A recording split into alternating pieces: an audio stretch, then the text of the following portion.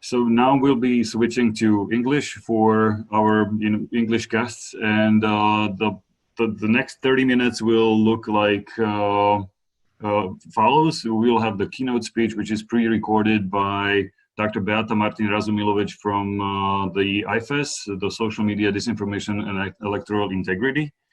And then we'll have two speakers, Richard Lapin, who is the public policy manager of content elections of Facebook. Unfortunately, we still don't have him online, so we'll see what happens. And then Luboš Kukliš, chairman of European Regulators Group for Audiovisual Media Services, and also a member of the Slovak Council of Broadcasting and Retransmission in the country. So we heard from both speakers about 9 findings and 11 recommendations. We heard about the role of Facebook. We heard about the slight or major failure of the Slovak public TV and the role of private media. So let's hear from Beata Martin first, and then we'll talk with our speakers. So I'll ask Nicoleta to switch on the speech. Thank you.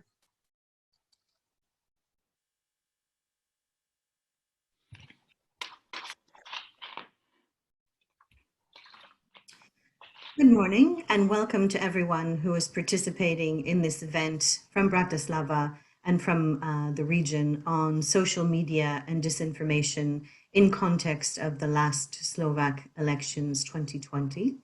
It's my pleasure to be with you virtually from Washington, D.C. My name is Beata Martin Razumilovic, and I'm the Regional Director for Europe and Eurasia at the International Foundation for Electoral Systems, IFES. Some of you will be familiar with the organization and may have read a paper that myself and my colleague Rasto Kuzel from Memo 98 put out last year on this very important topic of social media, disinformation, and electoral integrity. And it's a question which is increasingly coming to the forefront as an issue of concern and as an issue of influence in electoral campaigns worldwide. So we're very pleased to be able to organize this event today in cooperation with a number of important organizations and also with the participation of Facebook that may be able to give important insights on this question. But it's something which I think is particularly important to the recent Slovak elections for a number of reasons. One of them is the increasing reach that social media has amongst the Slovak electorate. And that's something which has increased in recent years and is different from other regional trends from surrounding countries. The other is that social media in the last elections really provided a platform for political contestants in a way that has not happened before. And this is something which will be discussed in greater detail by the colleagues today. But suffice it to say that there was the ability of political forces to reach the electorate directly in a way that traditional media, broadcast or print media, have not been able to do in the past. And it created a dynamic which we think has been unique in this recent election. The question of how social media and disinformation influences electoral integrity is an important one. We lay out in the paper a number of important aspects of how election management bodies can better engage with this issue. We offer long, medium, and short-term recommendations about things that can be done, whether that's the international community, whether that's civil society organizations, and on a variety of aspects, be that greater media outreach and greater media planning on the part of electoral management bodies, whether that be engaging with civil society organizations on a structured social media monitoring and fact-checking campaign, or other more wide-ranging things like supporting greater media literacy within populations and creating a space for quality journalism which can allow citizens to have accurate and factually based information upon which to make their electoral decisions. So in sum, it's an area which is still being researched at a number of different levels. It is something which IFES has committed to within its regional Europe program. And in November, we had an initial brainstorming session in Prague with a number of interlocutors and with a variety of electoral management bodies from around the region. This represents a concrete continuation from that brainstorming session with the event to discuss the Slovak elections in this framework, but we'll also be looking to other events as we move forward, engaging both electoral management, civil society organizations, and key stakeholders to determine what parameters are of interest, what areas of interest can be developed into concrete responses, and how we as a community can better look to ensure integrity in electoral processes for the future in this growing disinformation space. So thank you very much for your attention. I look forward to the discussions. I look forward to hearing about the results of the event and to engaging with you in the future as we move forward with this issue of common concern. Thank you very much. So thank you to Dr. Beata Martin Rozumilovic. Electronic hello to her, because I would like to continue with him. And so that we heard from Rastě Kuřel that Slovak Broadcasting and Retransmission Council has not done everything it could have in basically curbing some kind of like political influence of the coalition parties. Mr. Kuklic, would you be able to say a few words about that later? But then, but first of all, let's hear from you about how these councils can actually manage the political process in each country. Sorry, I lost the connection for a bit. So that's all right. That's fine. Can you hear me, right? It was actually what I was trying to say, that after we heard from Richard and the role of Facebook and how Facebook has been trying to deal with the fact of fact checking and fake news coming through and extremist content coming through the Facebook channels. We heard in the first Slovak part also the criticism of the Slovak Council for Broadcasting and Retransmission, that body did not do all the work it could have done in terms of basically making sure that the level playing field is open for everyone. But we can talk about that in question period. So let's hear from you how you see the role of these bodies, not only on Slovak level, but the European level as such. Thank you. Sure. Thank you. I switched off my video because I think that might cause the problem. Thank you for having me. I very appreciate the invitation, and I think this is a very good initiative that we all can talk, all the so to say stakeholders can talk about the problems that we are experiencing and the solutions. And indeed, first of all, just for the record, I'm no longer chair of ERGA, but I'm responsible for disinformation initiatives within ERGA. So I'm still continuing on this problem, so to say. And I'm no member of the council. I'm the chief executive of the Council for Broadcasting and Retransmission. Yeah. Just to make everything clear. Now, I will be talking about Slovakia a bit, and then I can turn to European-wide approach, if you will. And in Slovakia, indeed, I think what we experienced and what Rastě was saying about the approach of the public service broadcaster, where this is not entirely new, and the problem is not only that the council is not acting. We see what is happening, of course, and we are monitoring what is happening. The problem is that there is no detailed legislation on this. So our public service broadcaster has the same freedom of expression, same freedom of media as anybody else. So not even council can tell them whom to invite and how much space they can allocate to various parties. So even if there are these proportions, personally, as we heard, for example, that one of the previous coalition party had disproportionately a lot of space on the public service broadcaster, it doesn't mean that it's a breakage of law. So there's nothing we could do in these kind of situations, although there are specific situations we are now examining, and there will be legal procedures done, but not in the case of allocating too much percentage to any party. If this this proportion is not extreme, I'm pretty sure that it's not a break of law and that the council can act. So this is for this reference of Rastě. Then what we are seeing now is that regulators in Europe and in Slovakia need to step in. But the problem is that, of course, there's the legislation is lacking for the online environment, and not only in elections, but all of the disinformation problem.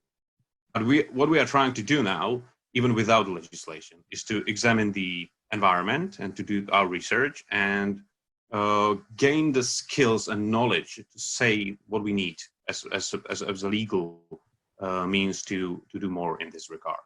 So now, during the elections and even previous elections, European elections, we were in intense contact with the platforms, with Google and Facebook, partly with Twitter, but Twitter is not that strong in Slovakia from Slovak point of view. Not that important.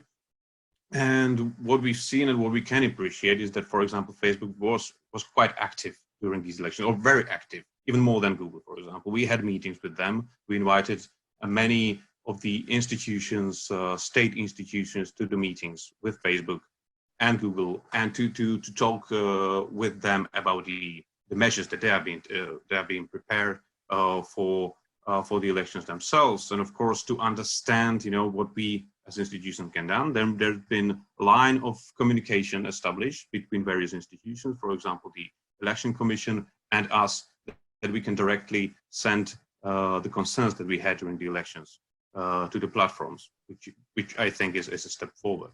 Now we've seen things that are not very satisfactory still.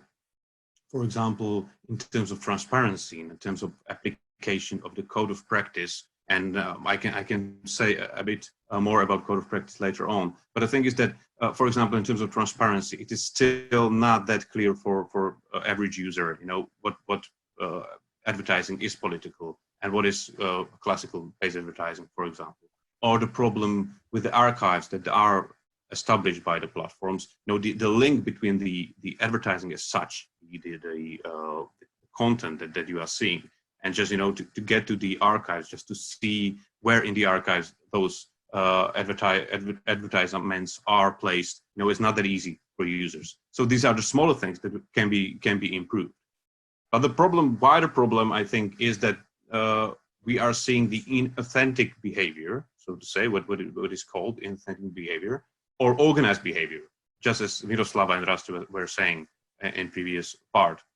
This is something that is connected to the business model and the overall functioning of those platforms. And I think we need to step up in these areas as well.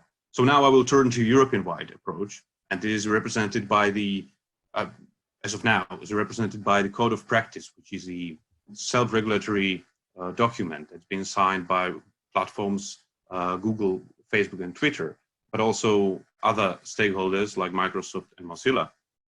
And that is, and in this document, the platforms pledged to implement measures that will help to fight disinformation and also safeguard the elections. And there are 5 areas where this is functioning. The first one is called scrutiny of ad placements, which is about monetizing or demonetizing, better to say, demonetizing disinformation and those purveyors who are getting money out of it. Then the political advertising and issue-based advertising themselves, and this was manifested by the archives that have been functioning during the elections. And then integrity of services, and this is specifically about the inauthentic behavior, bot-driven interactions and fake accounts, for example. And then area of empowering consumers. This is connected to media literacy and how to make it more transparent to users that what they're seeing is either authentic content or, for example, disinformation kind of thing. And empowering the research community is the 5th area, where the measures that will help the researchers to research the movements on the platforms and the data on the platforms. So these are the 5 areas where this code is functioning. And now ERGA is the body that consists of all the EU media regulators, and we were tasked by the Commission and asked by the Commission to help them monitor whether this is functioning and whether this is efficient. Now we are finalizing our report on that. And we can say that while on political advertising and the archives stuff, there's been a lot of improvement.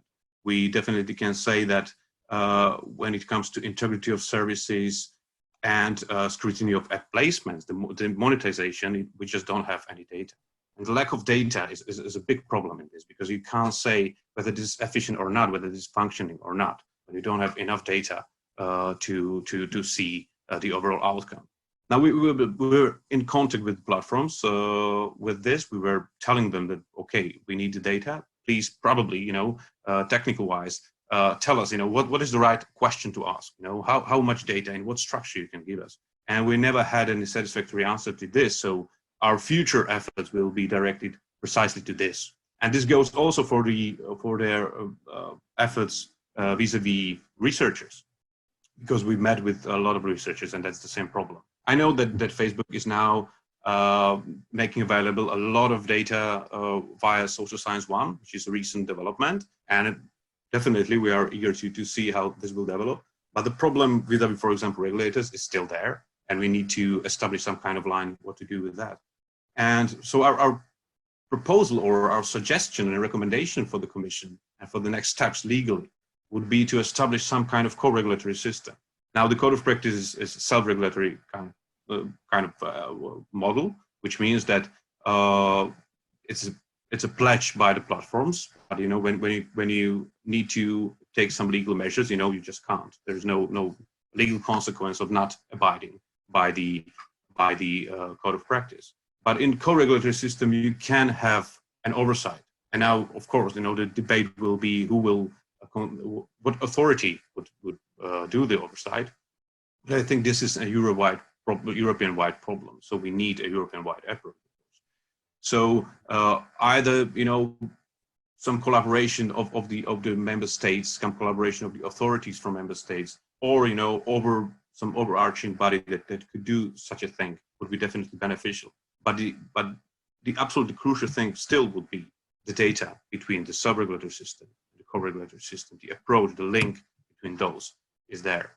So this will be our recommendation. And now the follow-up should be some communication as a legal device by the Commission, and probably even the proposal for a future legislation. Now everybody's talking about the Digital Services Act, which is a next big thing as a novelization, an overhaul of the e-commerce directive. But I think probably we would need something more detailed, something more specifically directed toward disinformation and elections. So we would propose or suggest to have a specified and detailed legislation on these issues that could be probably even in place sooner than such a big kind of act as Digital Services Act. Mm-hmm. Okay. Thank you, Luboš. If you allow me, I would just go now to Mr. Kukliš, to Luboš. There is a question from Katka Klingova. What kind of data you would want Facebook and other social media platforms to provide to you? Thank you.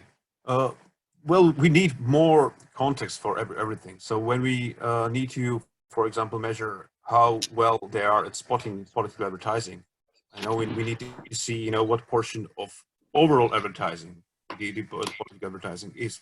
So this is the first thing that we need. So we need a full set of data for example, I don't know, just period of 1 day or 2 days, and to see, the percentage of those.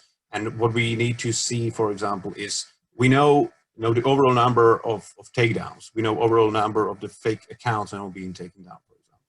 But we would need to understand why it's being done. What's the source, within their own rules. Why? Because sometimes it means, that something is because of the disinformation or something is a bot kind of operation, but we just don't know. So we see aggregate data about overall numbers, but we don't know reasons. So this is something that we really importantly need. Mm-hmm. Okay, thank you. I apologize to Rastio Kuzel. I think I left him out. He was asking for the word. So Rastio, come in, please. Yeah, well, thanks a lot for both Richard and Luboš for their presentations. Maybe just a very quick reaction to what Lubos said before about the the part where we talked about the lack of approach by the council for broadcasting and retransmission. I think it's always very difficult to find the right balance between the regulation on one side and the editorial freedom on the other side. And so I do understand the concerns not to intervene with the editorial freedoms of the public broadcaster.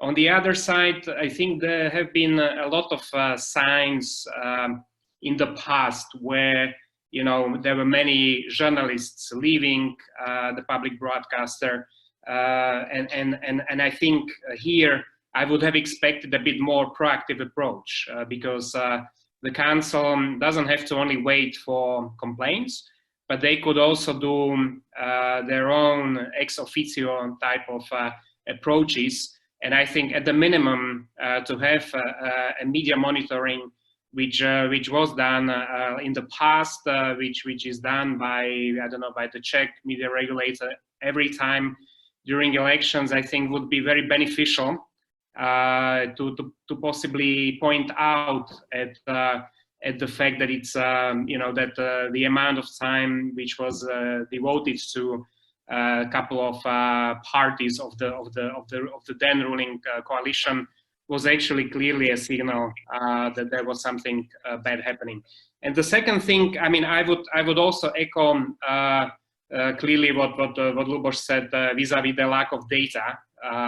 I think from our experience, we have been monitoring social media, but primarily Facebook in about 6-7 countries to date. And for us, being onboarded to CrowdAngle, for example, has been really a major change in our ability to actually get a fuller set of data. So I would really sort of echo lots of researchers. I do understand the concerns on the side of Facebook that they want to avoid scandals like with Cambridge Analytica. On the other hand, if we are to work jointly on this, and I think it takes many stakeholders who are involved to deal with these type of problems, I think I would say certified researchers really need to have a much better access to the data. Mm-hmm. Thank you, Rastio. Is there any session planned by the council to deal with the public television election-related broadcasting? Despite the remarks, the television has certain requirements to follow. Is there any session then planned, Lubos? Well, we already talked about the problems. Because we are not only waiting for the complaint, but we are doing our own monitoring. And what we've been highlighting in that monitoring, the council already talked about. And there are a few other issues that will be talked about tomorrow, because there's a meeting with the council there. But what I wanted to say is that, for the functions as a public service broadcaster, the public service broadcaster in Slovakia has its own, so to say, regulatory body. So we are only examining the breaches of the overall code, the broadcasting code, and what's been already said and what has been found on the report by Memo 98. I don't think it's a breach of the overall Broadcasting Act. Although I don't think it's appropriate for the broadcaster to act in that way. And I've been vocal about that because I've talked, for example, to the monitoring of the OSCE in Slovakia, and I said that, well, this is not a good behavior when you consider, the public service broadcaster is serving everybody, and these are the concerns of political independence of the public service broadcaster. But again, I don't think this is something that breaches the overall Broadcasting Act. And on the other hand, I would agree that it would be always good if the council has the monitoring being published after every elections, and we did that for many years. Rusty knows it very well. What we decided to do this year is to focus more on online, and our capacities are overwhelmed, I have to say. So did our monitoring, but we are not publishing any overall evaluation of the whole thing as we did previously. But this is only the decision because of the capacity. Okay, thank you. So since we are approaching the end of this broadcast, I would want to thank you all, the speakers, and also the technical support, Nicoleta Gioshi, on the other side of the line, helping out with the technical issues. She is also making notes, and we are recording this session, so we will have notes for all of you who have participated. So you will get the detailed accounts. So at this point, I would maybe leave the last word to Nicoleta about this. But thanks again for a great discussion, and all the best to you. Hopefully we'll see each other in face to face at some point very soon. Thank you.